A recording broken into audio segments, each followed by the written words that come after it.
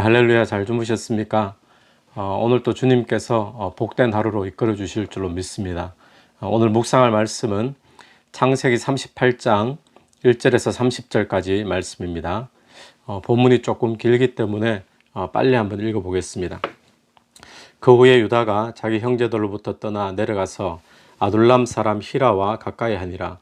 유다가 거기서 가나안 사람 수아라 하는 자의 딸을 보고 그를 데리고 동침하니 그가 임신하여 아들을 낳음에 유다가 그의 이름을 엘리라 하니라.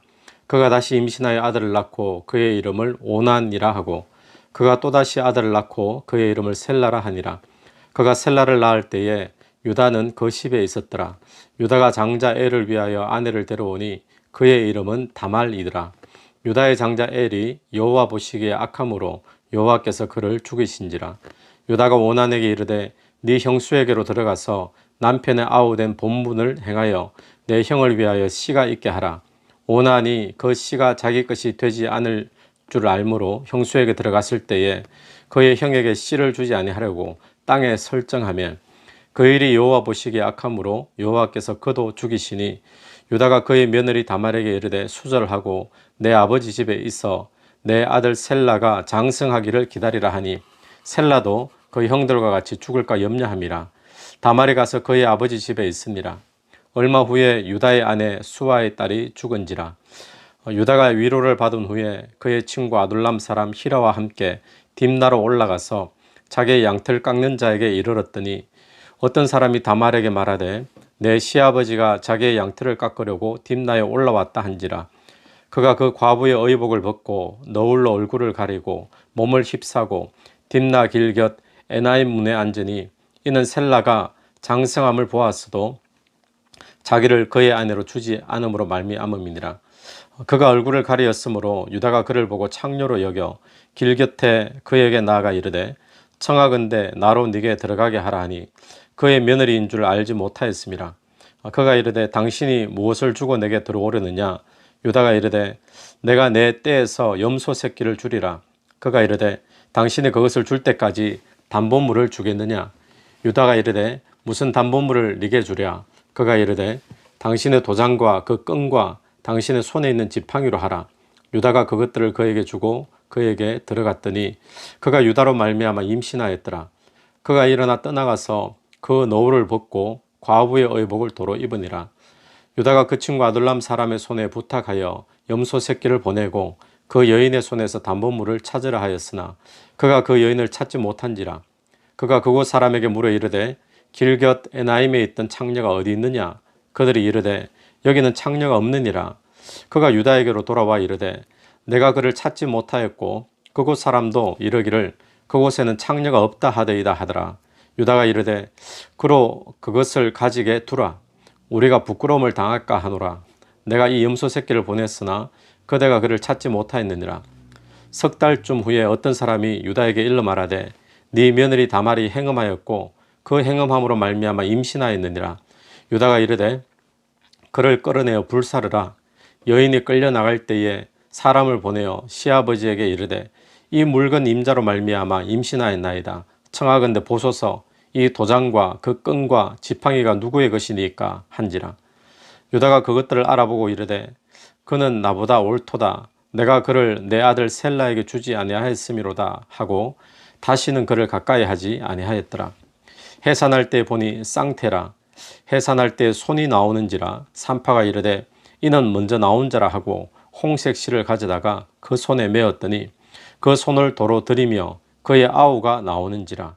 산파가 이르되 네가 어찌하여 터뜨리고 나오느냐 하였으므로 그 이름을 베레스라 불렀고 그 형 곧 손에 홍색 실이 있는 자가 뒤에 나오니 그의 이름을 세라라 불렀더라. 아멘. 오늘 본문이 조금 긴 본문입니다. 그래서 이 본문을 가지고 저희들이 함께 좀 묵상을 나눴으면 좋겠는데 사실 이 본문은 불륜의 장면의 본문이죠. 부끄러운 모습인데 어떤 묵상을 할지 처음에는 좀 막막한 부분이 있었는데 또 이 본문 끝에 하나님께서 귀한 은혜를 또 주실 줄로 믿습니다. 그리고 요셉의 이야기가 앞에서 진행되었습니다. 요셉의 이야기가 시작되면서 왜 중간에 갑자기 유다의 이야기가 끼어져 있는가. 학자들은 말하기를 요셉의 이야기의 흐름이 끊겼다라고 이야기를 합니다. 임의로 삽입을 한 것일까요?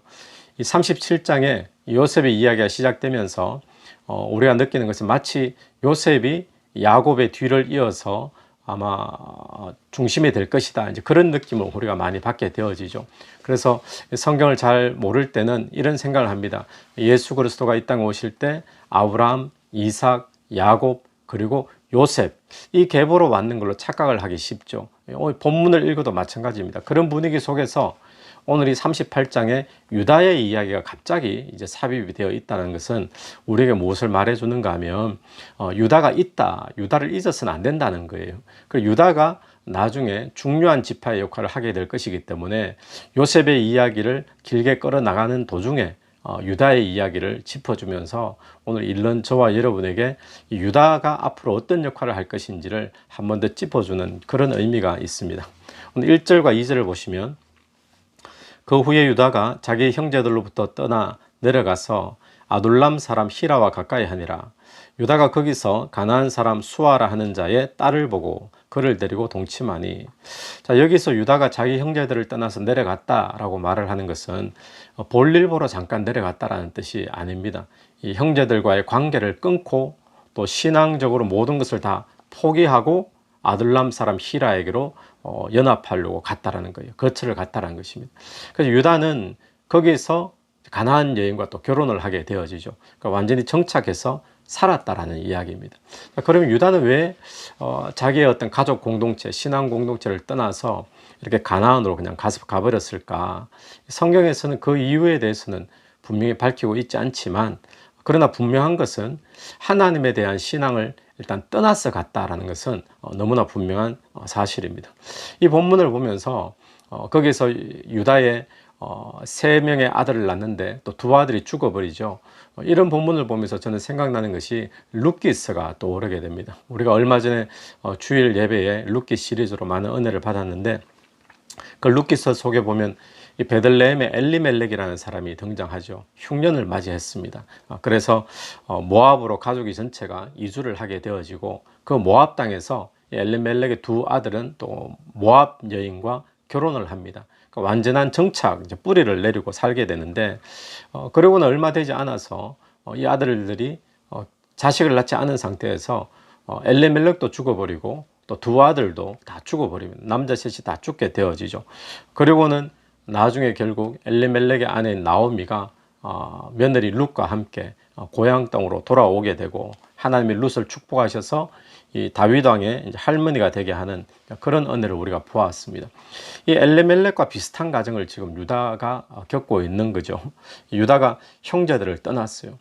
약속의 공동체를 떠나게 됩니다. 그리고는 아둘람 사람 히라에게로 간 이유, 분명하지 않지만 신앙을 떠났다라는 것은 분명한 사실이죠. 그래서 이렇게 떠난 유다는 가나안 땅에서 하나님의 복을 받지 못합니다. 아들 셋을 낳는데 둘은 죽어버리고 또 하나 남은 아들 셀라마저 죽게 될까 이제 두려움에 놓이게 되어지게 되죠. 거기서 유다는 장남 이제 엘이 다말이라는 여인과 결혼을 시키는데, 하나님께 이 엘은 악해서, 하나님께 악해서 엘은 죽었다라고 이야기를 합니다. 하나님께서 죽이셨다 그러죠. 그리고 장남이 죽게 되어지니까 그 당시에 그 시대에 그곳에 있었던 제도 가운데 우리 룻기서에도 나왔지만 형사수취 제도라는 게 있죠. 계대 결혼의 제도이죠. 형이 자식이 없이 죽게 되어지면 그 이제 동생이 또는 이제 그 형의 형제가 다시 그 죽은 형제의 대를 이어서 자식을 낳아주는, 그래서 상속을 받도록 해주는 이제 그런 제도가 형사수취 제도 또는 계대 결혼이라고 하는 제도인데, 그 이제 제도를 이야기하는 거예요. 그래서 이 유다가 둘째 아들 오난에게 형 엘이 죽었으니까 엘의 와이프가 되었던 다말을 오난과 결혼을 시킵니다. 그래서 오난에게 형의 대를 이을 아이를 갖도록 해라라고 하게 되죠. 그런데 오난은 자식을 낳아도 자기의 씨가 되지 않을 것인데 어떤 손익을 계산한 거죠. 그러면서 불만을 품고는 고의로 그 관계 속에서 땅에다가 설정을 해버립니다. 그것이 하나님 보시기에 악해서 오난도 결국 죽어지게 되어지죠. 오난이 왜 이렇게 불만을 가졌는가 하면 결국에는 재산의 문제로 봅니다. 유산의 문제인데 형이 죽었기 때문에 형이 죽고 난 뒤면 자기와 동생이 남아있잖아요. 셀라가 남아있는데 두 명이서 한 아버지의 유산을 다 받을 수가 있을 텐데 근데 자기가 또 형의 자식을 낳아주게 되면 유산이 줄게 되어지는 거죠. 형이 죽었으니까 자기가 장남이 되어지면 장남에게는 다른 형제보다 2배의 유산을 또 받게 되어집니다. 그런데 형의 자식을 낳아주게 되면 2배를 받을 수 있는 상태에서 4분의 1로 다시 줄어버리게 되는 거죠. 그래서 결국에는 이 오난이 그렇게 되는 것을 불만을 품게 되어집니다. 또 하나의 오난의 어떤 잘못은 무엇인가 하면 결혼을 그럼 애초부터 안 하겠다라고 하면 되는데 본인에게도 선택권이 있거든요. 율법 속에는 보면. 그러면 이 형제의 의무는 맞지만 원하면은 본인이 거부할 수 있습니다. 대신에 거부를 하게 되면 성경에 나오듯이 신벗김을 받은 자다라고 평생 이제 꼬리표가 붙게 되어지는 수치를 당하게 되어지죠. 그렇더라도 원하는 못하게 했으면 처음부터 못한다라고 해야 되는데 아마 사람들이 눈을 의식해서 원하는 결혼은 합니다. 근데 결혼의 그 잠자리에 들어가서 그때는 결혼의 의무를 행하지 않고 결정적인 그 순간에 피임을 해버리는 거죠. 땅에다가 설정을 해버리는 것입니다. 그것이 하나님 보시기에 악했다는 거예요. 사람들 눈을 의식해서 결혼은 하겠는데 그럼 결혼의 의무를 해야 되는데 유산은 내가 차지해야 되겠다라는 그런 생각이 깔려 있었던 거죠. 자, 여기서 우리는 이런 의문을 한번 가져볼 수 있습니다. 유다의 첫 번째 아들 어떤 악을 행했는지도 모르겠지만 하나님께 악을 행해서 그 자리에서 죽어버렸습니다. 두 번째 아들 오난도 이 일 때문에 하나님 앞에 죽게 됩니다. 자, 그러면 우리가 생기는 의문은 하나님께서는 왜 유다의 아들들의 죄에 대해서는 이렇게 바로바로 징계를 하시는 것일까? 유다의 아들들의 죄, 야곱의 아들들의 죄가 있었잖아요. 그때는 하나님이 오래 참으시는데 왜 유다의 아들들에 대해서는 이렇게 죄를 바로바로 징계하셔서 엘도 죽고 원한도 죽고 이런 일이 벌어지는가? 그리고 야곱의 아들들도 죄가 굉장히 심각합니다. 어떤 죄를 지었습니까? 이 세겜 땅에 들어가서 한 족속을 몰살해 버리죠. 근데 몰살할 때 그들이 사용했던 도구가 무엇입니까? 할례라는 것을 사용하죠. 그 할례를 더럽히는 거예요. 그것뿐만 아니라 한 민족을 몰살시키는 그런 것도 범죄죠.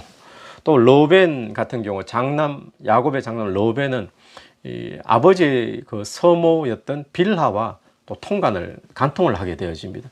그런 죄가 있는데도 살아 있습니다. 또 이 형제들의 전체적인 죄는 무엇입니까? 동생 요셉을 노예로 죽이려고 하다가 노예로 팔아버린 그런 범죄도 저질렀죠. 그럼에도 불구하고 이들은 아직까지 다 살아 있는데 근데 유다의 아들은 엘이 어떤 죄를 지었는지 모르지만 그 죄가 뭐 학살하는 죄보다 또 간음한 죄보다 또 형제를 팔아먹는 것보다 도대체 무슨 큰 죄를 지었길래 엘이 이렇게 갑자기 죽어버리는가. 또 오난이 저질렀던 죄도 야곱의 아들들의 죄와 비하면 과연 큰 것인가. 우리가 그렇게 생각이 참 힘든 부분이죠. 여러분 어떤 신학자는 여기에 대해서 이 문제에 대한 답은 죄의 질에 대해서 답을 찾을 것이 아니라 이 공동체의 문제에서 이 답을 찾아야 된다라고 이야기를 합니다. 야곱의 아들들이 무서운 죄를 지었음에도 불구하고 살 수 있었던 것은 그들이 아직까지 아버지의 집에 머물러 있었기 때문이다라는 이유입니다. 여러분 야곱의 집에 머무르고 있었다. 야곱의 집은 구약 시대에 교회를 상징합니다. 또 신앙 공동체를 의미하죠. 그러니까 하나님의 은혜가 그 집에 머물러 있는 거예요. 또 하나님의 어떤 임재하심이 그 집 가운데 머물러 있는. 그래서 오늘날로 치면 이게 교회의 역할이 되어지고 또 믿음의 공동체의 역할이 되어지는 거죠. 그래서 이 야곱의 아들들이 그런 심각한 죄에도 불구하고 살아 있을 수 있었던 것은 하나님의 은혜 안에 그나마 그들이 머물러 있었기 때문이다라고 보는 것입니다. 그런데 이 유다는 어떻게 된 것입니까? 유다는 그 형제들을 떠나버렸죠. 그냥 잠시 잠깐 다녀오는 것이 아니라 신앙의 공동체를 떠나버린 것입니다. 그러니까 세상에 그를 지켜줄 하나님의 은혜가 없는 것이죠. 하나님의 약속의 어떤 공동체, 하나님의 은혜의 공동체를 그가 떠났기 때문에 그에게 이런 징계가 바로바로 왔다는 것. 이것은 룻기스에 보면 엘리멜렉의 가정에도 똑같이 적용되어지는 부분이죠. 그가 흉년이 들었을 때 흉년에도 불구하고 그는 약속의 땅 베들레헴 안에 머물러 있었어야 됩니다. 그런데 흉년을 피해보고자 이방 땅 모압 땅을 가게 되어지죠. 잠깐 다녀오는 것이 아니라 거기에 완전히 뿌리 내리고 정착을 합니다. 아들들조차도 모압 여인과 결혼을 시켜버리죠.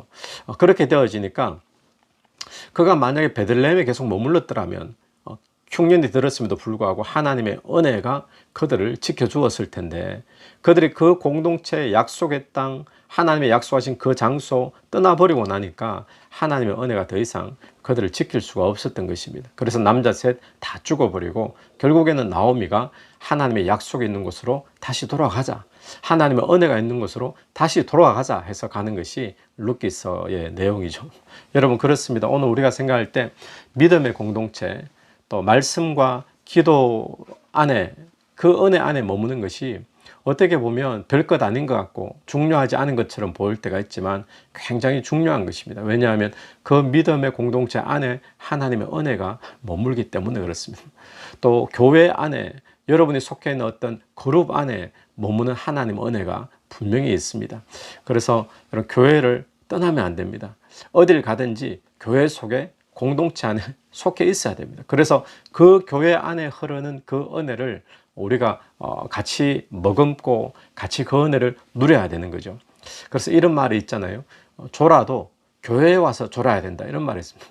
우리가 흔히 생각하면 효율적으로 보면 늘 교회 가면 좋은데 뭐하러 교회 가냐, 집에서 그때 자지, 어차피 교회 가도 좋을 텐데. 그러나 그렇지 않습니다. 교회에서 조는 거하고 집에서 조는 거하고 질적으로 틀린 것이에요.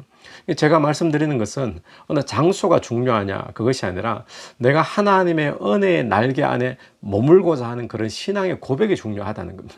그래서 오늘 저와 여러분 속에 하나님이 주신 신앙의 공동체, 믿음의 공동체, 또 믿음의 고백, 그 안에 우리가 머무는 것이 중요합니다.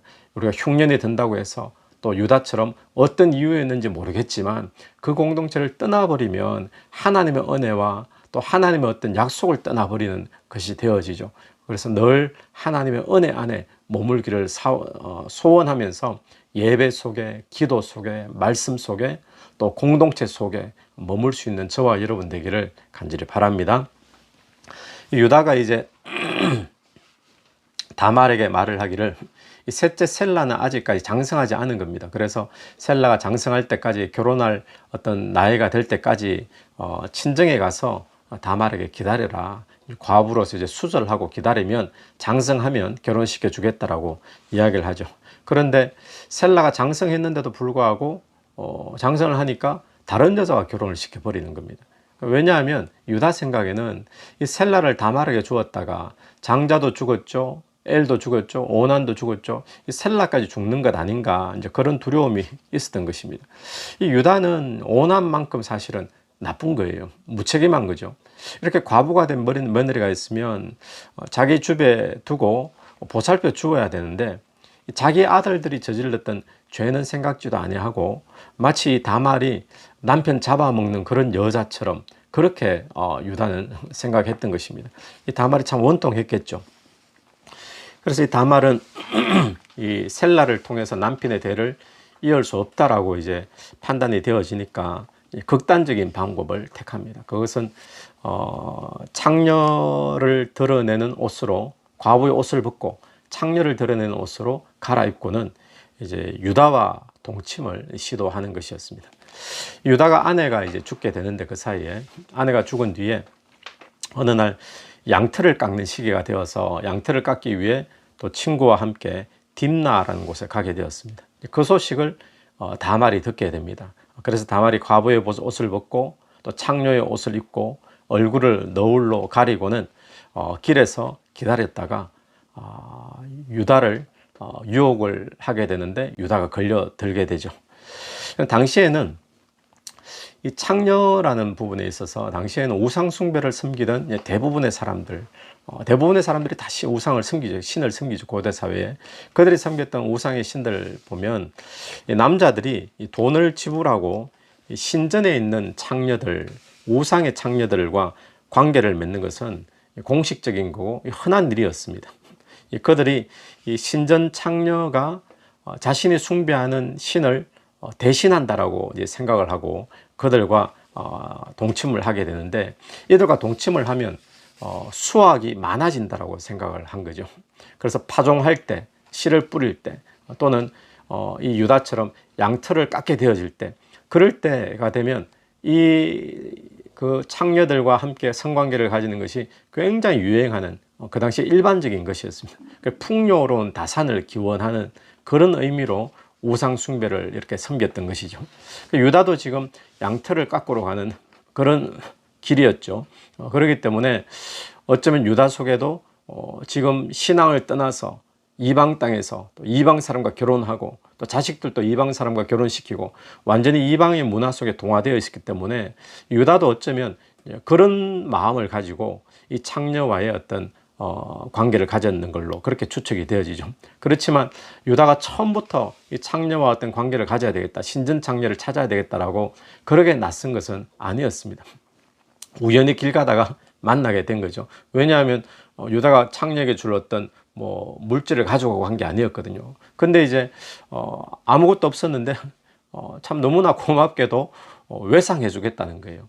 외상해 주는 대신에 담보를 맡겨라. 그 담보가 뭘 맡으면 좋겠느냐 했더니, 당신이 가지고 있는, 그 당시에 많은 사람들이 자기의 표시로 도장을 갖고 다녔다 합니다. 비싼 건 아니지만 도장을 갖고 다니고 도장을 묶는 끈, 그리고 지팡이, 이 세 개를 담보로 나에게 맡겨라.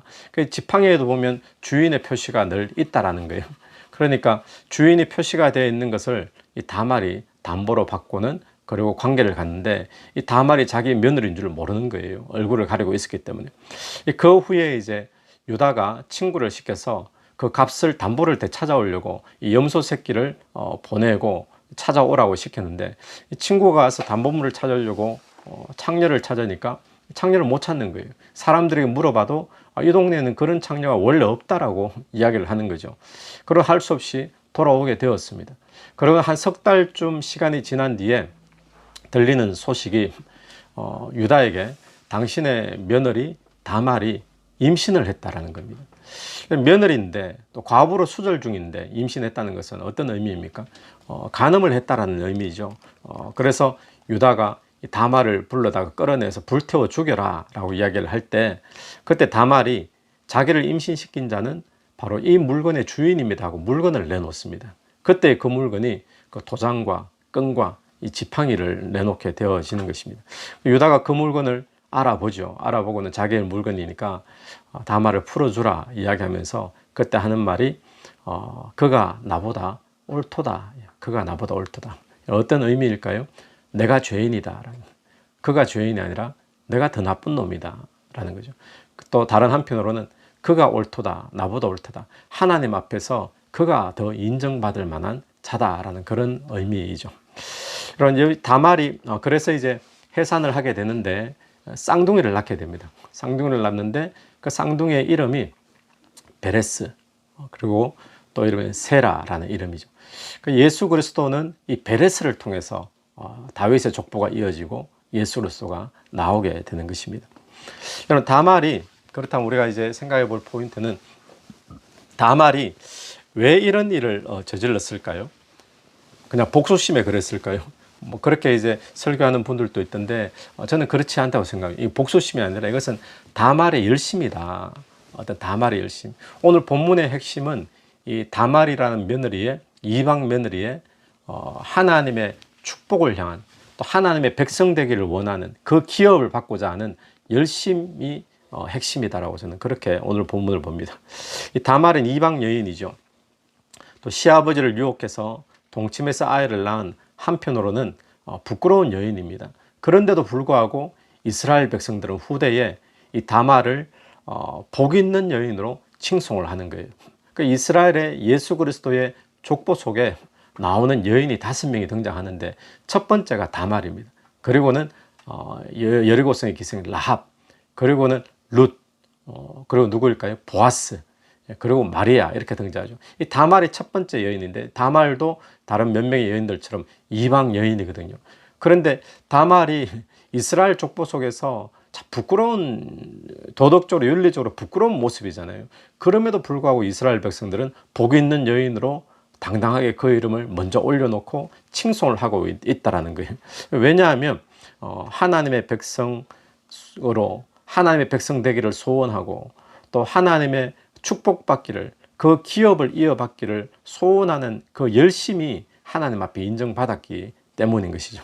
마치 이것은 룻기서에 나오는 룻하고 너무나 비슷하지 않습니까?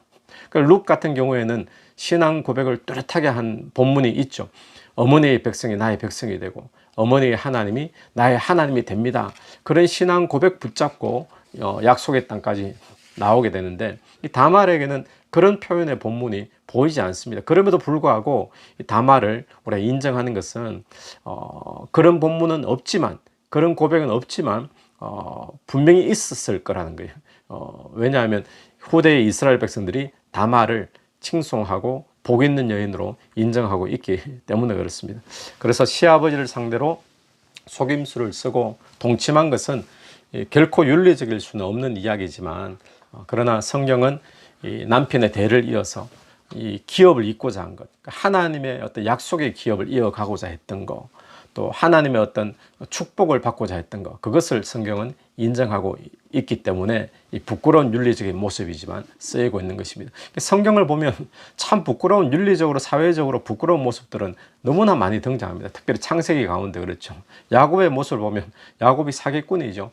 야곱은 계속 속이지 않습니까? 형을 속여서 팥죽 한 그릇 빼앗고, 팥죽 한 그릇을 통해서 장자권을 빼앗고, 또 아버지 야곱에게 또 염소털을 또 속여가지고 또 축복권을 빼앗고, 그러나 그는 정말 축복을 받는 사람이 되어지는 거죠. 왜 그렇습니까?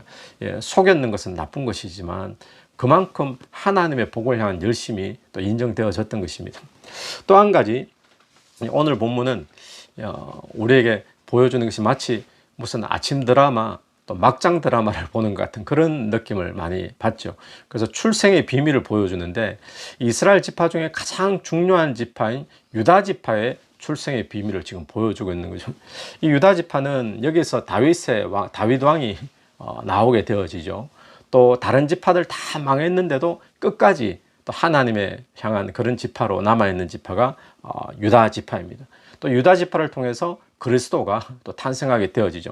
그런데 오늘이 보듯이 이 유다 지파가 그러면은 다윗 왕이 나오고 예수 그리스도가 탄생하고 또 다른 지파 다 망해도 끝까지 하나님의 백성으로 남아있는 그런 지파가 되어지면 참 뭔가 고귀하고 고결하고 뭐 또 특별하고 또 위대하고 이런 모습이 있어야 될 텐데, 오늘 본문을 보면 그렇지 않습니다. 그냥 막장도 이런 막장이 없는 그런 드라마가 되어지잖아요. 불륜으로 얽히고 설키고 또 부정으로 또 속임수로 이런 모습을 우리에게 그냥 그대로 보여주는 거예요.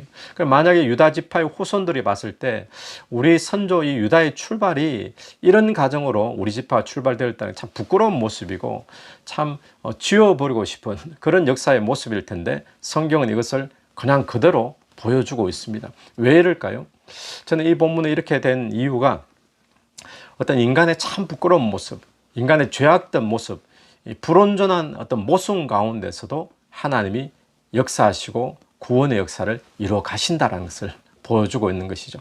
많은 사람들이 착각하는 것은 우리가 온전하기 때문에 나를 사용하시고, 내가 하나님 앞에 뭔가 퍼펙트하기 때문에, 위대하기 때문에 사용하신다고 생각하는데, 성경에 나와 있는 많은 인물들을 보면 그렇지 않음을 우리가 많이 보게 됩니다. 사람들이 흔히 생각할 때 이 기독교는 고상한 종교다라고 생각을 많이 합니다. 그런데 어떤 신학자는 이렇게 표현을 했습니다. 기독교는 창기의 종교이고 사생아의 종교이다. 왜냐하면 우리 안에 들어있는 것이 다 그런 것이라는 거예요.